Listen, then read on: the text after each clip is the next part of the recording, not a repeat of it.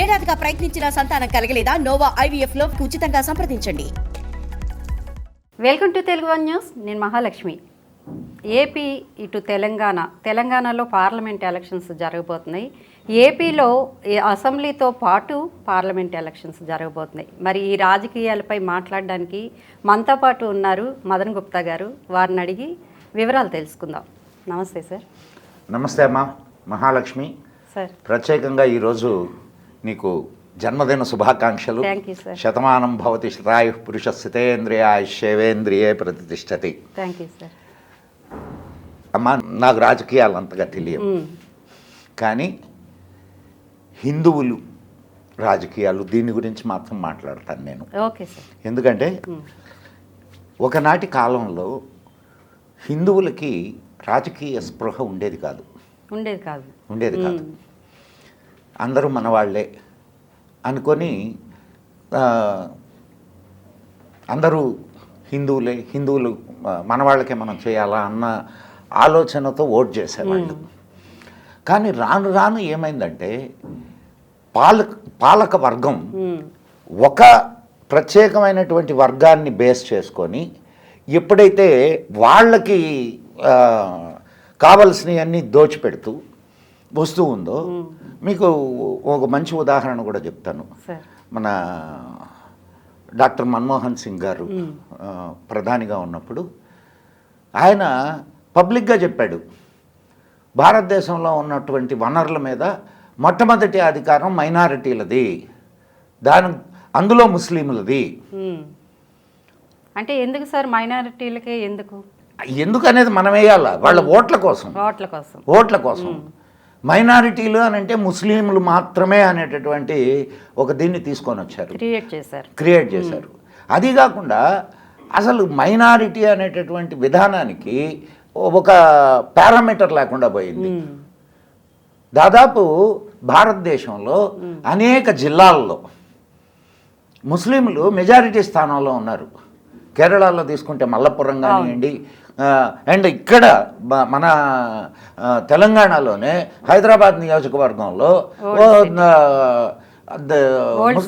Old city దాదాపు 52% ఉన్నారు. ఇట్లా మొత్తం దేశం మొత్తం మీద తీసుకుంటే అనేక నగరాల్లో, అనేక ప్రదేశాల్లో కాశ్మీర్ 90%. మరి ముస్లింలు మైనారిటీలు ఎట్లవుతారు? దీన్ని ఈరోజు అంటే పోయినసారి గణాంకాల ప్రకారం 15% ఉన్నారు. 15% ఉన్నటువంటి ఒక వర్గం మైనారిటీలుగా ఎట్లా చెల్లుబాటు అవుతున్నది? మైనారిటీ కమిషన్ ఒకటి ఏర్పాటు చేశారు. మైనారిటీ కమిషన్ ద్వారా మైనారిటీ కమిషన్కి ఇచ్చేటటువంటి ఫండ్స్ ఏవైతే ఉన్నాయో అవన్నీ కూడా ఒక వర్గానికే వెళ్తున్నాయి. ఇప్పుడు అనేక మంది మైనారిటీలు ఉన్నారు, కానీ ఈ ప్రత్యేక వర్గానికి వెళ్తున్నంత ఫండ్స్ తక్కిన వర్గాలకి చేరడంలా. ఇది ప్రభుత్వాల వైఫల్యం అనుకోవాలా, లేకపోతే ఏంటి? అసలు ప్రభుత్వాల వైఫల్యం కాదమ్మా, వాళ్ళ ఓటు బ్యాంక్ రాజకీయం అంతే. ఇది ఇప్పటిదాకా హిందువులు గుర్తించలేకపోయారు. దాదాపు 60 సంవత్సరాలు కళ్ళు మూసుకొని ఉన్నారు. ఇప్పుడిప్పుడు హిందువులు కళ్ళు తెరిచి వాళ్ళకు జరుగుతున్నటువంటి అన్యాయం అదొక్కటే కాదు. ఇప్పుడు మీకు ఎందుకు మొన్న కర్ణాటకలో జరిగిన ఒక కేసు తీసుకుందాం. కర్ణాటకలో ఒక కాంగ్రెస్ కార్పొరేటర్ ఇప్పుడు ప్రభుత్వం ఎవరిదే అక్కడ? కాంగ్రెస్ కార్పొరేటర్ కూతుర్ని లవ్ జిహాద్ పేరుతో చంపారు. కానీ అది లవ్ జిహాద్ కాదు, అది మామూలు విషయమే అని కాంగ్రెస్ వాళ్ళందరూ సిగ్గు లేదా తమ ఆడబిడ్డల్ని కూడా తీసిపోయి అప్పచెప్పేటటువంటి నీచ స్థితికి కాంగ్రెస్ దిగజారింది అని అంటే ఇంకేమనుకోవాలి? వెధవ ఓట్ల కోసం తమ ఆడబిడ్డల మాన ప్రాణాలను కూడా తాకట్టు పెట్టడానికి సిద్ధమయ్యారు. ఇంతకంటే దౌర్భాగ్యమైనటువంటి విషయం ఇంకోటి ఏదైనా ఉంటుందమ్మా? అది మాట్లాడితే ఫెనటిజం, హిందువులు మతతత్వవాదులు. ఎవరు మతతత్వవాదులు ఇక్కడ? నిన్న ఇదే కర్ణాటకలో ఒక ఆయన రోజు ఆ, హోటల్లో హనుమాన్ చాలీసా పెట్టుకున్నాడు. అవును. ఆయన హోటల్ని ధ్వంసం చేశారు. సరే, మనం కర్ణాటక దాకా పోవడం ఎందుకో, మన తెలంగాణలో మొన్నటికి మొన్న హోలీ పండుగ జరుపుకుంటుంటే వాళ్ళు అక్కడ ఉన్నటువంటి దళిత్స్ డీజే పెట్టుకొని ఇది చేసుకుంటుంటే వాళ్ళ మీద దౌర్జన్యం చేశారు. మళ్ళా వాళ్ళ మీద కేసులు ఉండవు. అదే హిందువు ఏదైనా కానీ ఒక చిన్న ఇది చేస్తే ఇక మొత్తం దేశం అంతా గోల. అంటే మీరు చెప్పిన మాటలు బట్టి చూస్తే సార్, కాంగ్రెస్ హిందూ వ్యతిరేకి అని అర్థం ఖచ్చితంగా. అంతే. దాంట్లో మీకు సందేహమే అక్కర్లే. కానీ ప్రజలు మళ్ళీ వాళ్ళని గెలిపించుకోవడంలో ఆంతర్యం ఏంటంటారు అసలు? అమ్మా, ప్రజలకి పూర్తి వివరాలు తెలియజేయాల్సినటువంటి బాధ్యత హిందూ సంఘాలకు ఉన్నది. నేను బీజేపీకి ఓటేయమని నేను చెప్పట్లే. హిందువులకి ఎవరైతే మేలు చేస్తారో వాళ్ళకి ఓటేయండి. హిందువుల గురించి ఆలోచించే వాళ్ళకి హిందువులు ఓటేయండి. మీరు హిందువులు ఎంత సిగ్గులేని జాతిగా తయారైందో కూడా మీకు ఇంకొక విషయం చెప్తాయనండి. ఒక పక్క ఒక వర్గం కన్సాలిడేట్ అయింది, మేము వీళ్ళకే వేస్తాము అన్నీ గంప గుత్తగా తీసపై వాళ్ళకి వేస్తున్నారు. వాళ్ళ ప్రయోజనాల్ని కాపాడుకోవడానికి. నీ ప్రయోజనాల్ని కాపాడుకునేదానికి నువ్వు ఎవరికి వేస్తున్నావు?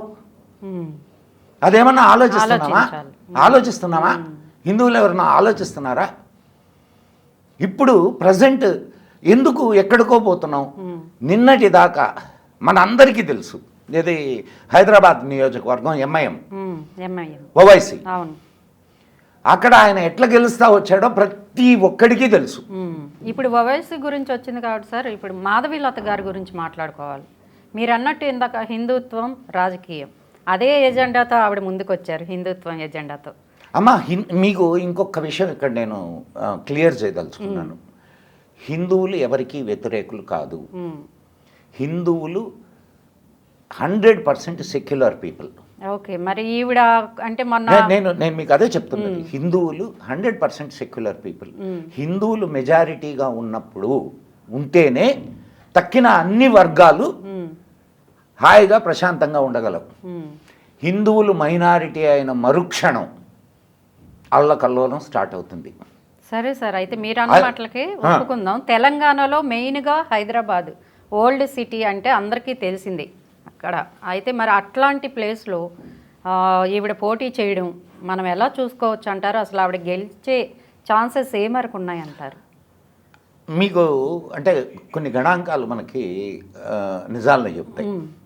ఇంతకుముందు నిలబడ్డటువంటి వాళ్ళందరూ కూడా అక్కడ ఎటువంటి పరిస్థితుల్లో ఎట్లా ఎలక్షన్స్ జరిగినాయి అనేది కానీ మనం ఆలోచిస్తే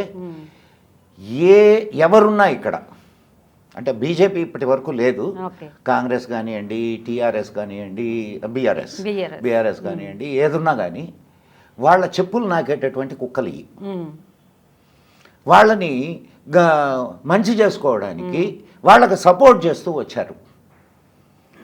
ఏమ్మా, పోయినసారి ఎలక్షన్స్కి ఈసారి ఎలక్షన్స్కి 6 లక్షల దొంగ ఓట్లను తీసేశారు ఎలక్షన్ కమిషన్. ఎట్లా వచ్చినాయి 6 లక్షల దొంగ ఓట్లు? ఇంతకుముందు కనిపించలేదా? 6 లక్షల దొంగ ఓట్లు ఇంతకుముందు లేవా? ఇంతకుముందు ఉన్నాయా లేవా? ఉన్నాయా అని అంటే ఉండబట్టే తీయగలిగారు కదా. ఉండబట్టే తీయగలిగారు, కరెక్టే. కానీ ఇంతకుముందు ఇదే దొంగ ఓట్లు పోలై ఉంటాయా? పోలై ఉండవా? పోలై ఉంటాయి. మరి దొంగ ఓట్లతో గెలిచినట్ట లేకపోతే నికార్సైన ఓట్లతో గెలిచినట్ట? అది తెలిసినా కూడా ఏ ప్రభుత్వం అధికారంలోకి వచ్చినా ఎంఐఎంతో మైత్రిగా ఉండడానికి అసలు ఏంటి సార్ రీజన్? ఏం లేదమ్మా, గంప గుత్తగా ఓట్లు పడతాయి. ఓట్ల కోసమే. ఇప్పుడు ఎంఐఎం సపోర్ట్తో బీఆర్ఎస్ ఆయన మాము అనుకుంటూ తిరిగేవాళ్ళు వీళ్ళు. అవును, ఏ మంత్రికి ఎవరికి ఆ ప్రగతి భవన్లో ఎంట్రీ ఉండేది కాదు, కానీ ఈయన మాత్రం డైరెక్ట్గా వెళ్ళేవాడు. ఇవన్నీ అందరికీ తెలిసిన నిజాలే. కానీ ఎవరు హిందువులకి పనిచేస్తున్నారు, ఎవరికి ఓటేయాలా అనేటటువంటి విఘ్నత మాత్రం హిందువులకు లోపించింది అని చెప్పడంలో నేను ఎటువంటి సందేహపడను. అయితే రాబోయే ఎలక్షన్లో అసలు ఏంటి అనుకుంటున్నారు మీరు? ఎలా ఉండబోతోంది? అమ్మ, ఇప్పటి వరకు దక్షిణాదిలో అంటే హిందూ అనేటటువంటి ఆస్పెక్ట్ మీద ఓటింగ్ జరగలేదమ్మా. ఓకే. మొన్న ఈ మధ్య తీసుకున్న మీన్ తెలంగాణ అసెంబ్లీ ఎన్నికలు తీసుకున్నా కానీ మీకు అదే సరళి కనిపిస్తుంది. ఇక్కడ ఈ సౌత్ ఇండియన్ మూక ఏదైతే ఉందో ఇంకా సెక్యులర్ అనేటటువంటి ఒక అపోహలో నిద్రపోతూ ఉంది. హిందూ సమాజం ఈ సౌత్ ఇండియన్ స్టేట్లలో ఎప్పుడైతే నిద్రలేస్తుందో ఓకే, ఆనాడు హిందువుల వాయిస్కి ఈరోజు ఒక చిన్న ఇదే ఆలోచించండి. ఇప్పటి వరకు సెక్యులర్ ప్రభుత్వాలే దేశాన్ని పరిపాలించాయి, అవునా? గత 10 సంవత్సరాలే నాన్ సెక్యులర్ అనుకునేటటువంటి ప్రభుత్వం వచ్చింది, అవునా? అవును సార్. ఆ తేడా అందరికీ తెలుస్తున్నదా? ఇంకా హిందువులు తమను తాము గుర్తించుకోకపోతే అది ఎవరు తప్పంటారు? ఆలోచించండి. ఇప్పుడు 10 సంవత్సరాలు 60 ఇయర్స్, 60 సంవత్సరాలు, 60 సంవత్సరాలలో జరగని అభివృద్ధి 10 సంవత్సరాల్లో మనకు కనిపిస్తుంది. సరే, మీరు అన్నట్టు కనిపిస్తుందా అనుకుందాం. పోనీ ఇప్పుడు ఇతను నాన్ సెక్యులరే, ఏది 10 సంవత్సరాలు అనుకుందాం. ఓకే. మరి ముస్లింలకి ఏమన్నా అన్యాయం జరిగిందా? ముస్లింలకి ఏమన్నా తక్కువ, అంటే హిందువులకే అంతా దోచిపెట్టి ముస్లింలకి ఏం ఇవ్వలేదా?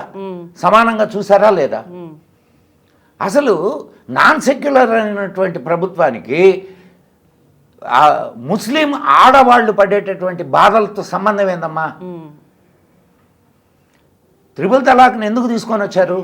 వాళ్ళు బాధపడుతున్నారు, వాళ్ళకి ఏదో ఒక ఆదరు కల్పించాలనేటటువంటి ఉద్దేశమే కదా. అండ్ ఇళ్ళు, డబుల్ బెడ్రూమ్ హౌసెస్ మీకు తెలుసా 80% హౌసెస్ ముస్లింలకు ఇచ్చారు.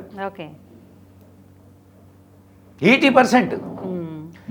నేను ఇవ్వడం తప్పని చెప్పడం లేదమ్మా, ఇవ్వాలి. వాళ్ళు పేదతనంలో ఉన్నారు, వాళ్ళకి ఇవ్వాలి. కానీ నేను అంటున్నది ఏంటంటే ఇన్ని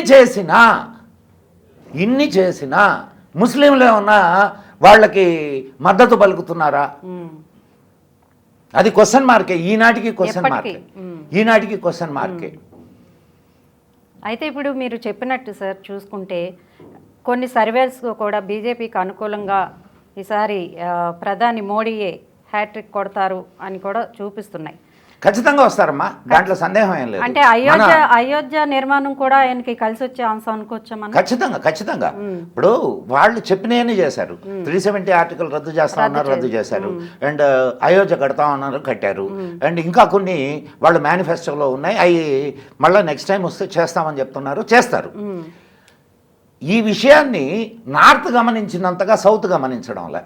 ఎందుకని తేడా ఎందుకని అనంటే ఇక్కడ గత 60 సంవత్సరాలుగా అనేక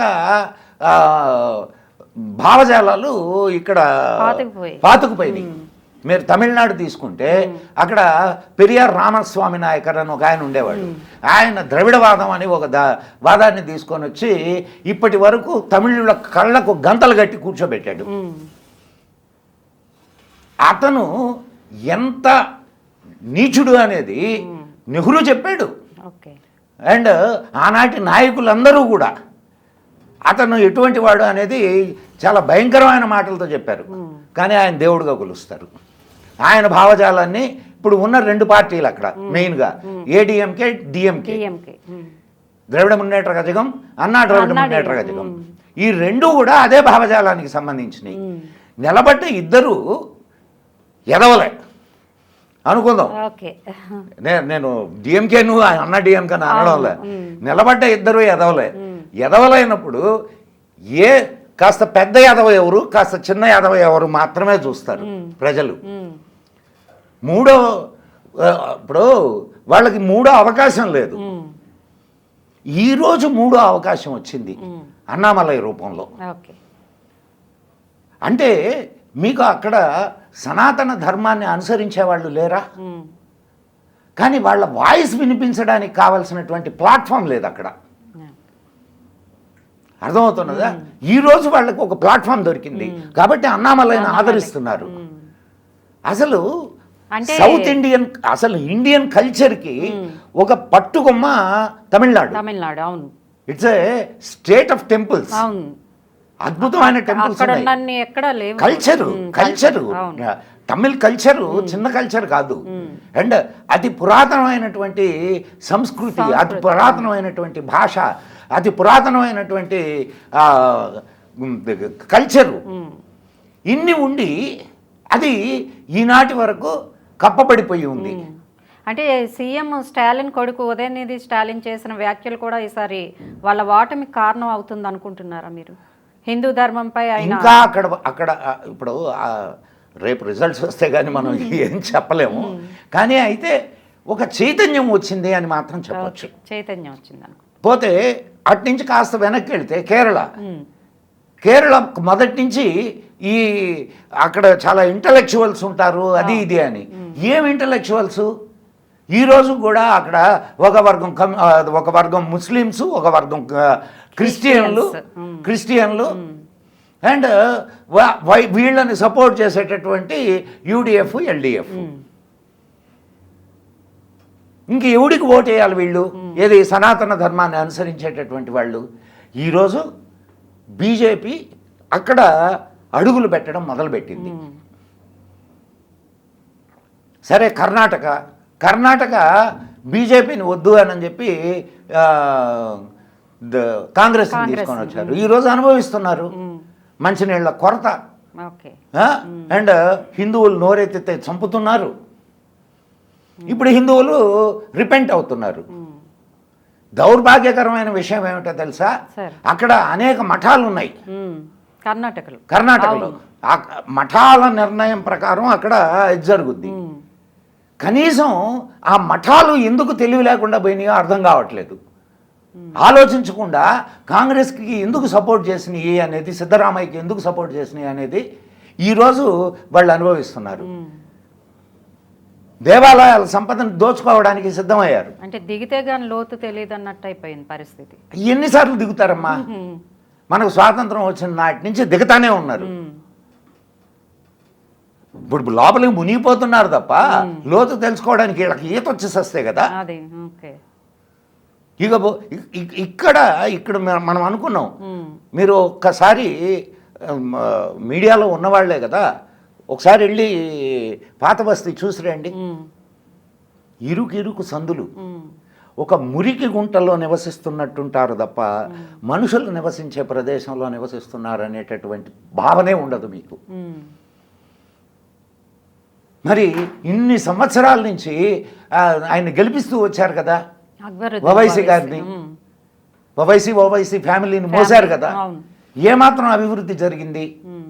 ఎందుకు అభివృద్ధి జరగపోవడానికి కారణం కాదమ్మా, వాళ్ళు అట్లే ఉండాలా. అట్లుంటేనే వీళ్ళకి ఓట్లు వస్తాయి.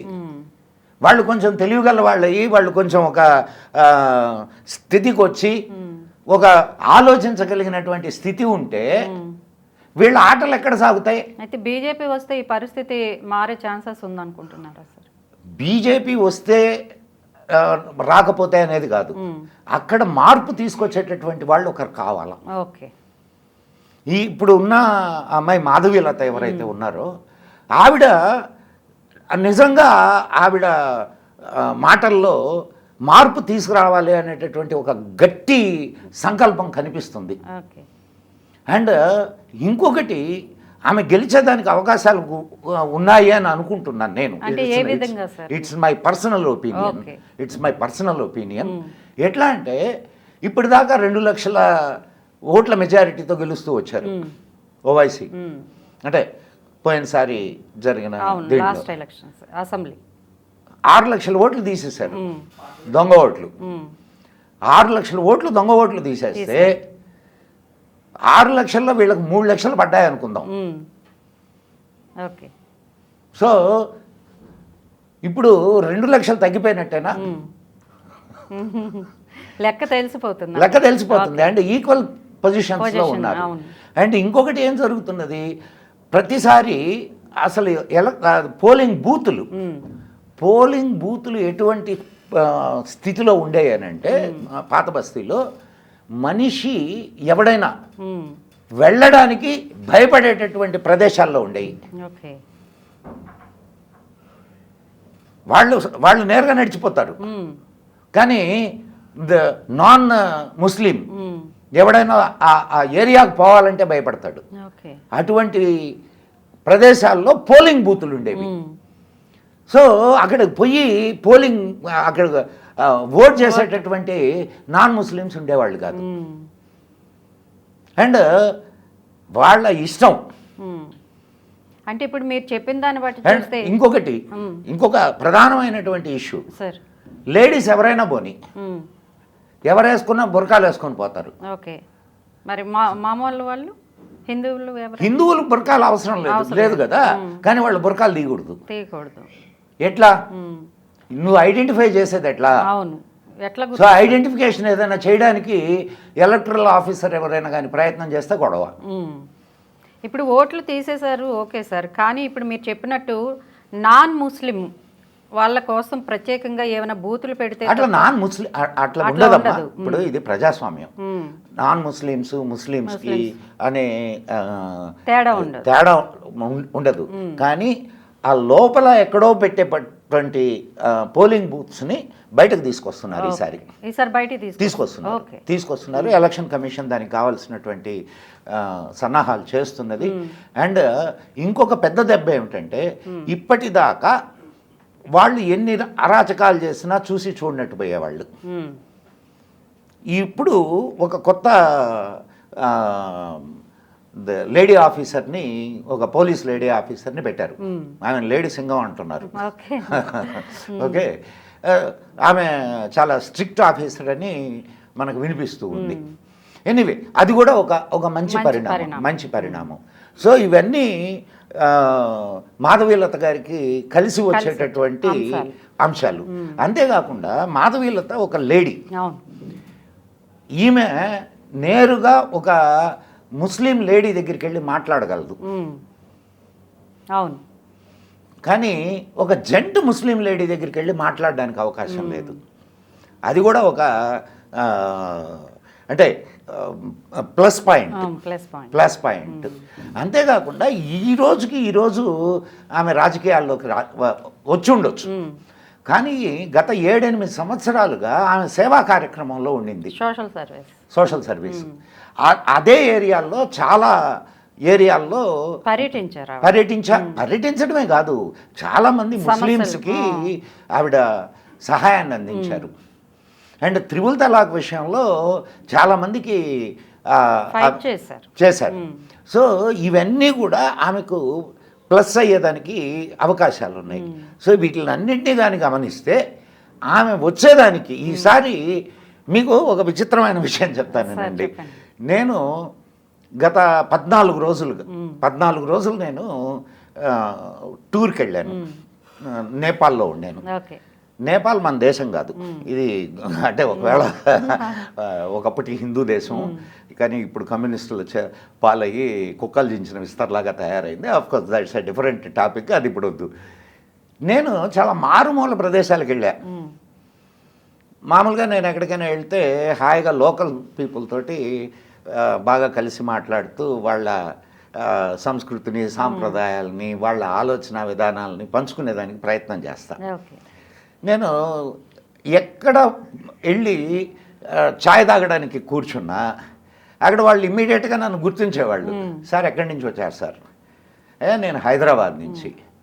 నేను హైదరాబాద్ నుంచి అనగానే వాళ్ళు వేసిన మొట్టమొదటి ప్రశ్న ఇది. నేను 5-6 చోట్ల నేను ఫేస్ చేశాను. సార్ ఈసారి కూడా ఓవైసీ వస్తాడా సార్, లేకుంటే ఓడిపోతాడా సార్? మన దేశం కాదు, వాళ్ళకి ఇక్కడ ఓట్లు లేవు. కానీ ఎంత క్యూరియాసిటీ ఉన్నది అక్కడ, అంత పాపులర్ అయ్యారమ్మా. ఇది ఇన్ని సంవత్సరాల నుంచి ఎదురు లేకుండా ఒక వర్గాన్ని తన చేతిలో కూడా కాదు, గుప్పెట్లో పెట్టుకొని వాళ్ళ బాగోగులు చూడకుండా, వాళ్ళ అభివృద్ధి లేకుండా. నువ్వు పాత బస్తీకి వెళ్తే నీకు డిఫరెన్స్ అర్థం కాదమ్మా. అర్థమవుతుంది ఎవరికైనా. ఎవరికైనా అర్థమవుతుంది. అక్కడ ఆ, అభివృద్ధి పనులు లేవు, కావలసినటువంటి ఇన్స్టిట్యూషన్స్ లేవు. అవును. పోనీ ఇన్స్టిట్యూషన్స్ ఉన్నా పని చేయగలిగినటువంటి ఇది లేదు. వీళ్ళ దాష్టికానికి లోనవుతూ ఉంటారు. కానీ ఆ పరిస్థితిలో మార్పు రావాలా అని అక్కడ ఉన్నటువంటి వాళ్ళు కూడా కోరుకుంటున్నారు. ఓకే. సో ఇవన్నీ చూస్తే అంటే ఇప్పటికిప్పుడు సౌత్ ఇండియాలో హిందూ చైతన్యం వెల్లివిరుస్తుందని నేను చెప్పట్లేదు, కానీ నిదానంగా హిందువులు కళ్ళు తెరుస్తున్నారు అని మాత్రం నేను చెప్పగలను. సౌత్ ఇండియాలో కూడా ఇప్పుడు హిందువుల ప్రయోజనాల్ని, దేశ ప్రయోజనాల్ని కాపాడేటటువంటి వాటి కోసం కొంతమంది ఆలోచించేటటువంటి వాళ్ళు తయారయ్యారు. కాబట్టి ఈసారి అంతేకాకుండా పోయినసారి అసెంబ్లీ ఎలక్షన్స్కి పార్లమెంట్ ఎలక్షన్స్కి చాలా తేడా ఉంటుంది. దేశాన్ని పరిపాలించేటటువంటి వాళ్ళు సరైన వాళ్ళ కాదా అనేది ఆలోచిస్తారు. ఇప్పుడు మొన్న కూడా అసెంబ్లీ ఎలక్షన్స్లో బీజేపీ చాలా తక్కువ ప్రచార సరళి, కావలసినటువంటి దాన్ని ఏమంటారంటే వ్యూహాల్ని రచించుకోలేకపోవడం, ఫెయిల్ అయిందంట. దానివల్ల ప్రజలలో నమ్మకాన్ని కోల్పోయారు. అందువల్ల బీఆర్ఎస్కి ఆల్టర్నేటివ్గా కాంగ్రెస్ని చూశారు తప్ప కాంగ్రెస్ మీద ప్రేమతో వేశారని మాత్రం అనుకోకండి. అదే బీజేపీ ఇక్కడ మంచి పెర్ఫార్మెన్స్ ఇస్తూ మంచి వ్యూహాల్ని రచించుకుంటూ మంచి ప్రజల్లోకి కానీ వెళ్ళగలిగితే ఖచ్చితంగా కాంగ్రెస్ కంటే ఎక్కువ బీజేపీనే ఆదరిస్తారు. ఎందుకనంటే ఒక నాటి కాలం నుంచి ఆంధ్రాలో కంటే కూడా తెలంగాణలో బీజేపీకి చాలా ఎక్కువ ఆదరణ ఉండేది. మీకు పాత బస్తీ అని తీసుకుంటే టైగర్ నరేంద్ర కానివ్వండి, వీళ్ళందరూ చాలా పాపులర్ లీడర్స్ అప్పట్లో. అంటే మీకు తెలుసో తెలియదు, మాకు తెలుసు. అక్కడ జరిగే గొడవల్ని అడ్డుకోగలిగినటువంటి నాయకులు వాళ్ళు. ఆ రోజు ఆనాడు అక్కడ ఉన్నటువంటి హిందువులకి వీళ్ళు రక్షగా నిలబడ్డారు. కానీ ఈరోజు అటువంటి ఇప్పుడు మీకు ఎందుకు ఎక్కడికో పోతున్నారు? రాజాసింగ్ ఒక్కడు గెలిచాడు అక్కడ. కారణం ఏంటి చెప్పండి నాకు? హిందువులకు నేనున్నాను అని చెప్పడమే రాజాసింగ్ చేసినటువంటి పెద్ద ఇది. ఏమైనా సరే నేను మీకోసం నిలబడతాను అని చెప్పి హామీ ఇవ్వడమే కాదు, వాళ్ళ కోసం నిలబడ్డాడు. హిందువుల్లో ఆ నమ్మకం కలగబట్టే మొత్తం రాష్ట్రం అంతా వేరే వాళ్ళకి వేసిన అక్కడ ఉన్నటువంటి హిందువులు మాత్రం రాజాసింగ్ కేశారు. గోషామహల్ ఇది ప్రూవెన్ ఫ్యాక్ట్. మీరు వేరే విధంగా అనుకోవాల్సిన అవసరం లే.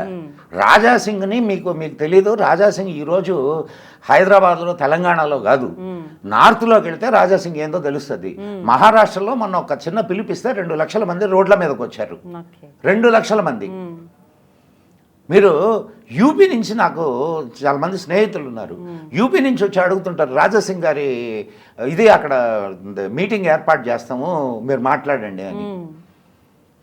సో అంటే హిందువులకి మేమున్నాము అని చెప్పేటటువంటి వాళ్ళు ఎవరైతే ఉన్నారో వాళ్ళ కోసం హిందువులు కూడా రెడీగా ఉన్నారు. ఆ నమ్మకాన్ని బీజేపీ కానీ కలిగించగలిగితే ఖచ్చితంగా బీజేపీ విన్ అవుతుంది. ఈరోజు అన్నామలైకి ఎందుకు అక్కడ తెలంగాణలో, తమిళనాడులో ఎందుకు అంత బ్రహ్మరథం పడుతున్నారు? సనాతన ధర్మాన్ని అనుసరించేటటువంటి వాళ్ళకి వేరే ఆల్టర్నేటివ్ లేదు అక్కడ. అన్నామలై ఒక్కడు కనిపించాడు ఈరోజు, అందుకని బ్రహ్మరథం పడుతున్నారు. సో హిందువులు కళ్ళు తెరిచిన నాడు మరలా దేశం సుభిక్షంగా ఉంటుంది. ఇక్కడ బ్రతికేటటువంటి వాళ్ళందరూ నాన్ హిందూస్ అయినా సరే ఆనందంగా బ్రతుకుతారు. ఇది నా కన్క్లూషన్. మీ విశ్లేషణ చాలా బాగుంది సార్. అయితే చూడాలి మరి రాబోయే ఎలక్షన్లో ఏం జరుగుతుంది. ఓల్డ్ సిటీ తలరాతను మాధవీలత గారు మార్చబోతున్నారా? వెయిట్ చేయాలి. ఖచ్చితంగా మారుస్తారమ్మా, ఖచ్చితంగా మారుస్తారు. ఆ నమ్మకం నాకైతే ఉంది. ఇంకొక చిన్న విషయం చెప్పి నేను ముగిస్తాను. అంటే నేచర్ కూడా అమ్మాయి ఒక పెద్ద సమస్యను ఎదుర్కొంటుంది అనుకో నేచర్. ఆ సమస్యకు తగ్గ పరిష్కారాన్ని నేచర్ తీసుకొని వస్తుంది. ఇన్ని సంవత్సరాలు ఈ దేశం అనేక రకాలైనటువంటి ఇబ్బందులతో బాధపడ్డా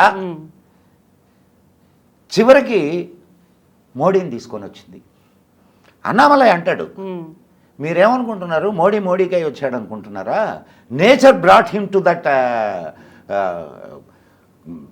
position. Nature brought Modi into that position because nature wants Modi. కావాలంటూ అంటే